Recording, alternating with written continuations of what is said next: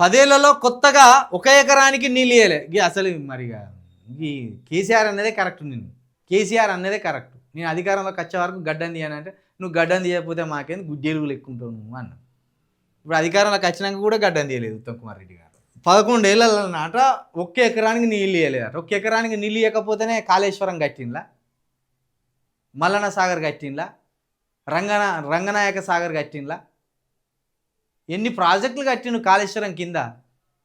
1 ఎకరానికి నీళ్ళు ఇవ్వలేదట. ఈ మాట్లాడితే అర్థం పర్థం ఉండాలి కదా. ఇరిగేషన్ మంత్రిగా ఉన్నారు మీరు, భారీ నీటిపారుదల శాఖ మంత్రిగా ఉన్నారు. 10 ఏళ్లలో 1 ఎకరానికి నీళ్ళు ఇవ్వలేదంటే అసలు నమ్మే ముచ్చటేనా ఇది? ఒక్క పొలం కూడా ఎండిపోలే ఈ 10 ఏళ్ళల్లో.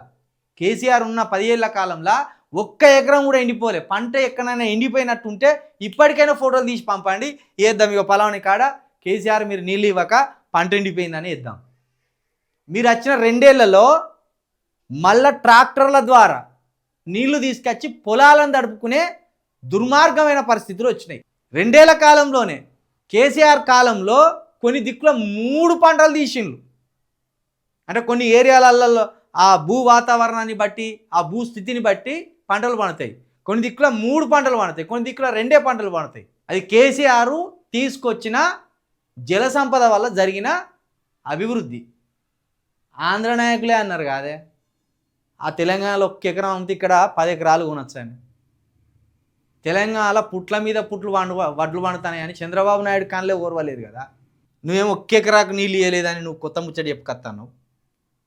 కేసీఆర్ 1,50,000 కోట్లు పెట్టి ఏం సాధించినావో తెలంగాణ అంతా తిరుక్కుంటూ చూసుకుంటూ రారాదు, నీకే అర్థమైపోతుంది.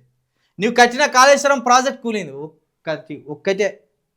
ఒక్క పిల్లర్ కూలితే ఇక కూలిందో అన్న. కాళేశ్వరం అంటే ఒక్క దగ్గర కట్టిన 1 పిల్లర్ కాదు, మొత్తం తెలంగాణ వ్యాప్తంగా ఉండేది అండి. పాలమూరు రంగారెడ్డికి 90 టీఎంసీల కేటాయింపులు కాంగ్రెస్ హయాంలోనే, బీఆర్ఎస్ పాలనలోనే డిపిఆర్లు వెనక్కి వచ్చినాయి. జగన్తో కుమ్మక్కై కృష్ణా నీళ్లను తాకట్టు పెట్టిందే కేసీఆర్. ఆయన అవినీతి కమిషన్ల కకృతితోటే ఇరిగేషన్ శాఖలకు నష్టాలని ఫైర్. ఇక ఫైర్ గారు ఇయాటి నుండి ఇంకో 15 రోజులు ఫైర్ అయితూనే ఉండుర్రి. ఒర్రి మీ నోళ్ళు ఎండిపోతాయి తప్పించి మీరు చెప్పే ముచ్చట్లయితే ఏ రైతు కానీ ఏ సాధారణ ప్రజలు కానీ నమ్మే పరిస్థితి లేదు. ఎందుకంటే మీరు అసమర్థులని ఈ 2 ఏళ్లలో తేలిపోయింది.